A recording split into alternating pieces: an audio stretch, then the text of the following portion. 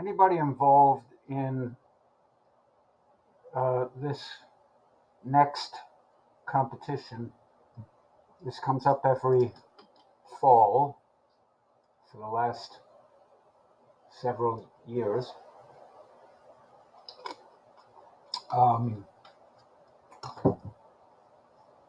People having trouble getting oriented with the Revit file. So here it is again.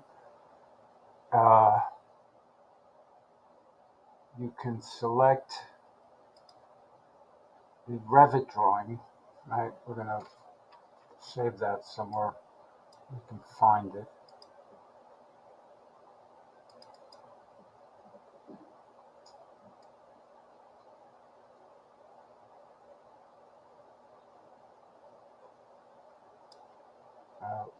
We'll make a new competition folder, even though it's probably Steelcase 2022, and we'll put it in there.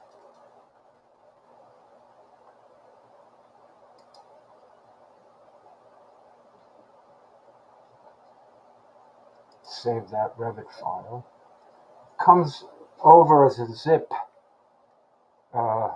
in a zip folder, though I can't imagine it's very big.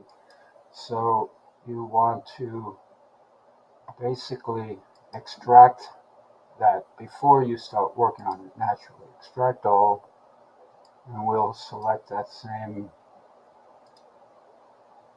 folder.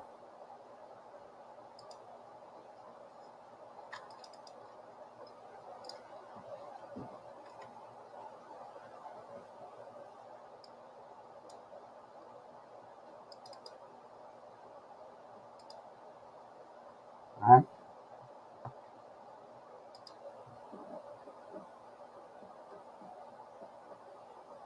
And there's a Revit file. So what you want to do is start Revit 22 first. Right? Not a good idea to just double click the file in case you have a different version of Revit somehow. So let's open Revit.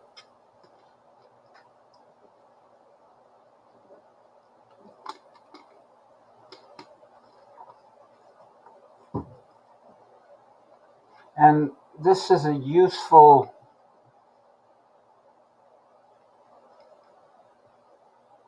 this will be a useful guide to navigating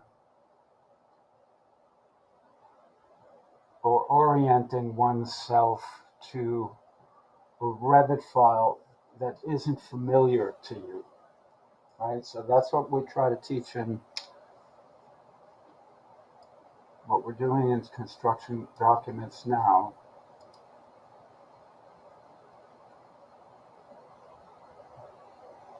So I'm going to go to Open.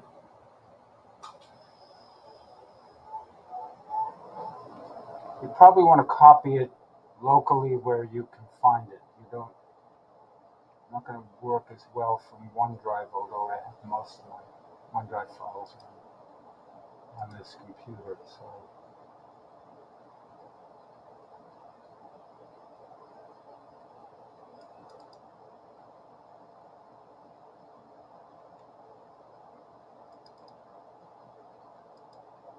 there's a Revit file. And click Open.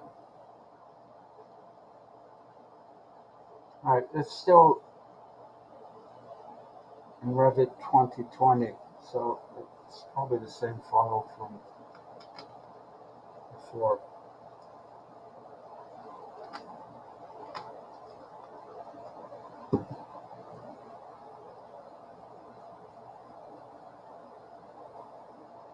So I need to upgrade the file and save it, and I suggest saving it, embedding the word 2022 in the file name. So let's do a save as project.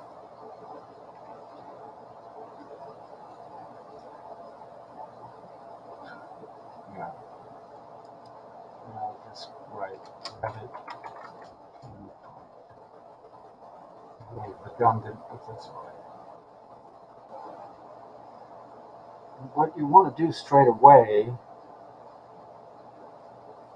is just click on the default 3D view, and that usually quickly tells you what you're in for, what you're looking at with this project, right? So somebody put together this file.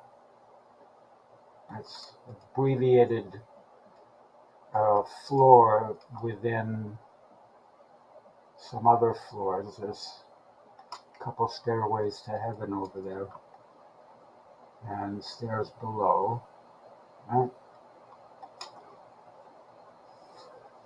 And let's go look at the project browser and see what we got. Working views, view sheet group. This is not terribly useful way to organize a browser. So these are the first things I check out. One, go to your default 3D view. Two, see if the browser is somewhat organized according to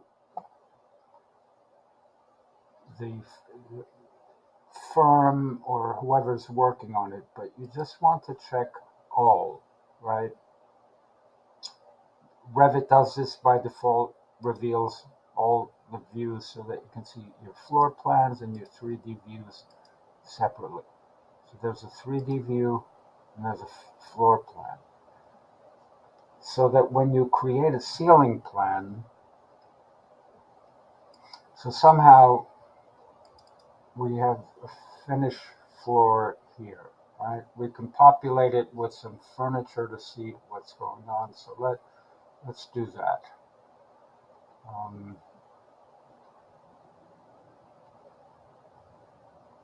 I'm going to insert. I'm going to click on Load Autodesk Family and just include some entourage people, and let's load some furniture. It remembered.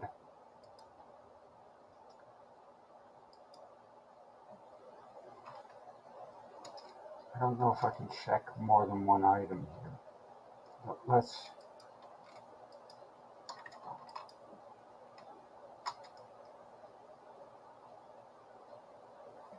I'm going to have to do this one at a time.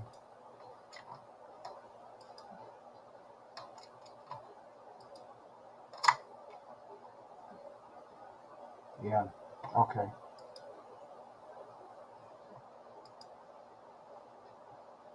At least it comes back to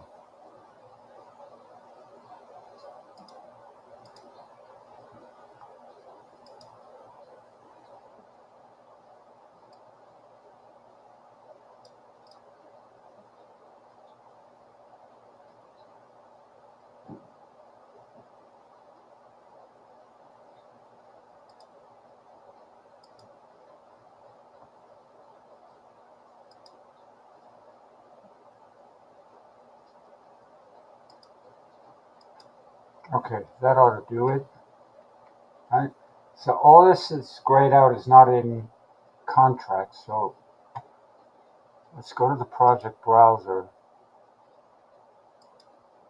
furniture, expand the families you loaded so that it reveals the types, and right, I'm going to, so this is all glass, so looking out these windows, we have a north arrow, so make a note of that because you can actually hit the space bar to rotate these guys if you want to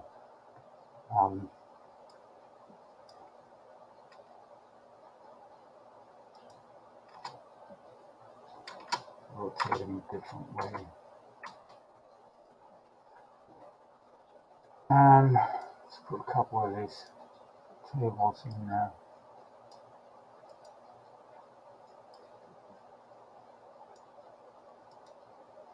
Okay,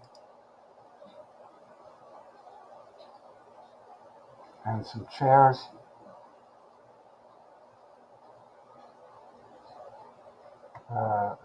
Didn't do a dining room chair, so okay. So we've populated the north. Let's see. Looks like the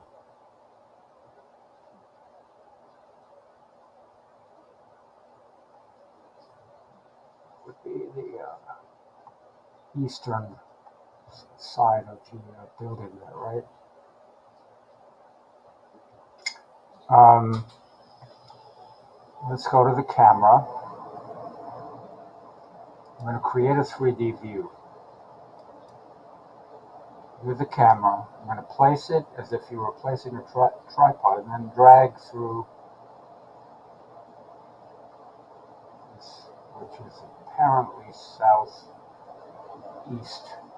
southeasterly, right, according to that north arrow, and then click. So now we're looking out that space. You can go cycle through various visual styles that Revit has, right?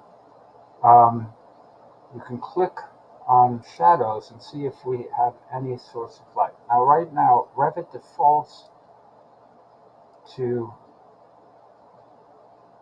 this ridiculous 130-degree azimuth.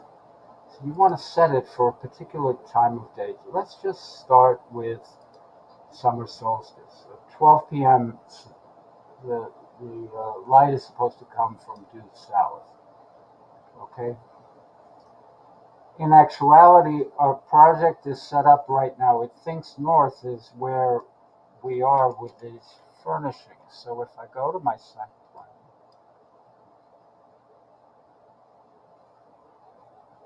we don't have a site plan.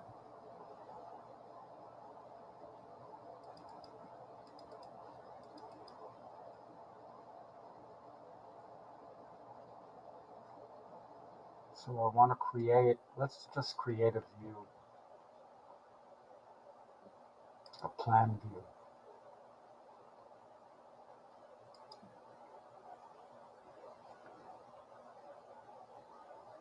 See, no one told us what level we're on, but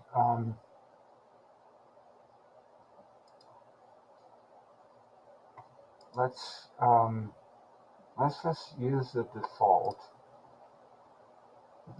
and rename this view to site plan.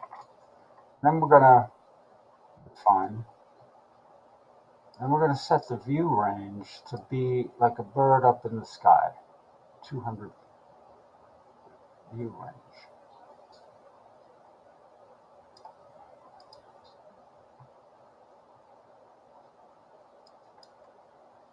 Set that offset to 200 feet and the cutting plane to 200 feet.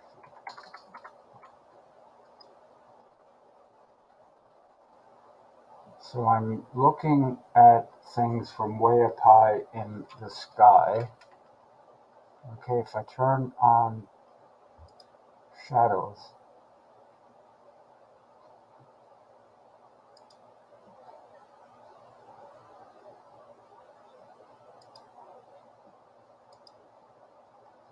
sun settings, and set to summer solstice. Right? So it thinks right now south is actually page south. I'm going to reveal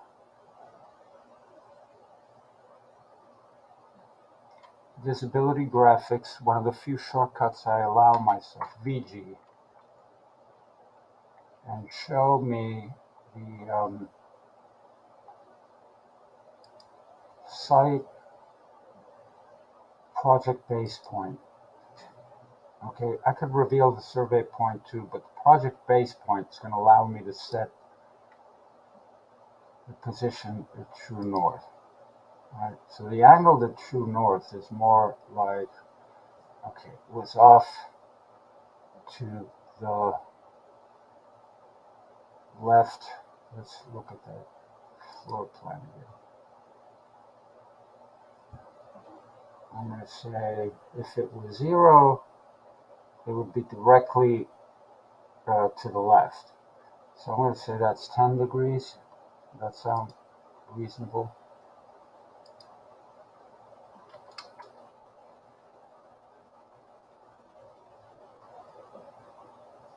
No, didn't do that right. 90, let's see, if 90 would be directly left. So it's going to be more like 80. There it is. Okay. We'll go here. Let's turn on shadows here. So what have I done? Remember the sun settings, you have to be explicit.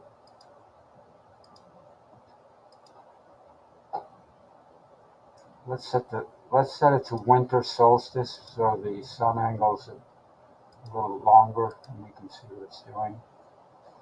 You see now how my sun setting matches the north arrow. I don't want to make this longer than 20 minutes, so we're going to start with this. All I'm doing is now getting some control over the natural light.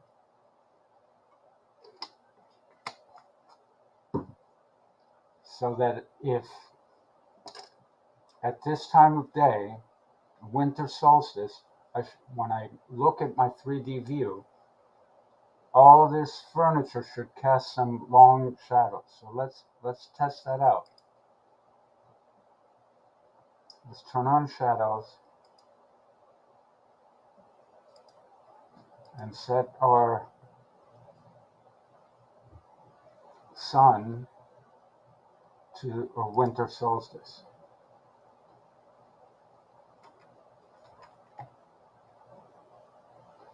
We are not getting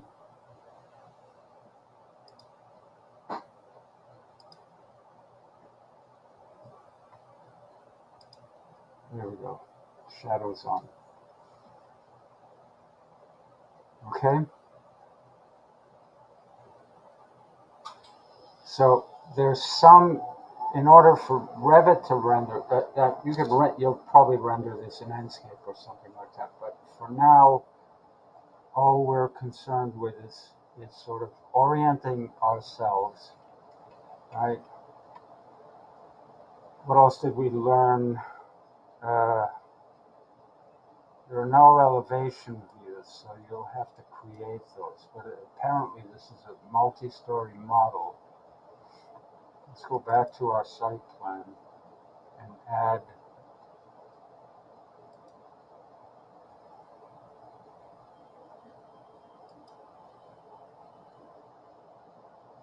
it's just these interior elevation markers. Well, we can use them, that's fine. So that will be our north elevation. That'll be our page north elevation, right? And it's not really um, north because north is off to the west of this page. But now what we can do is go to these views and see what we have for levels. So there's the view that we created. Let's click on these elbows to sort of get these out of the way. So we have a level 6, level 11. Right. Whoever constructed this model didn't really organize it very well, but let's just expand this so we can see what we're doing. So apparently our finished floor is just above what this model thinks is level 6. Okay, so finished floor 0, 0 is the finished floor, and it's in between level 6 and level 7.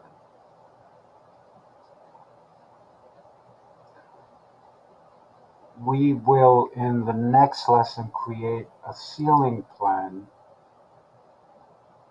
for this finished floor. Go back to our 3D view. If you wanted to render this in the native Revit render, you click on this little render icon. Right? Always start with the lowest quality rendering, interior sun, and artificial, even though we have no artificial light. And you can click on render, and because it's got the source, one source of light,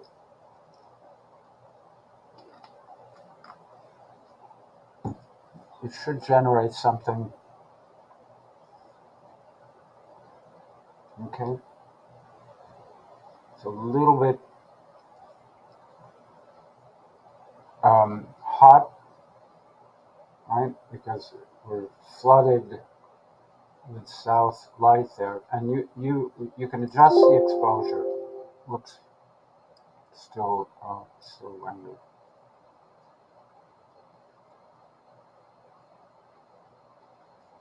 It's pretty slow for draft mode.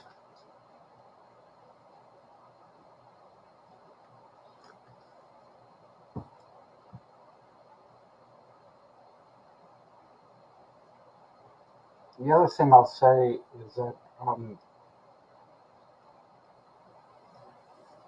because we're drawing, even though you were given finished floor, the finished floor is apparently at a level above where the actual finished floor is. So this is it's probably that level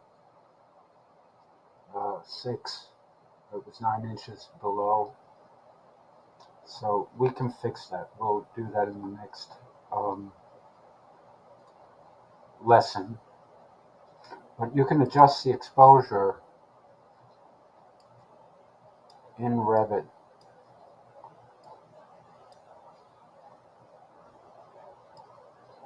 With the sliders, right? There's a lot of light coming in there, so you're going to have to control that or set it to a different time of day and illuminate that with the ceiling plan. The next lesson we'll do a ceiling plan.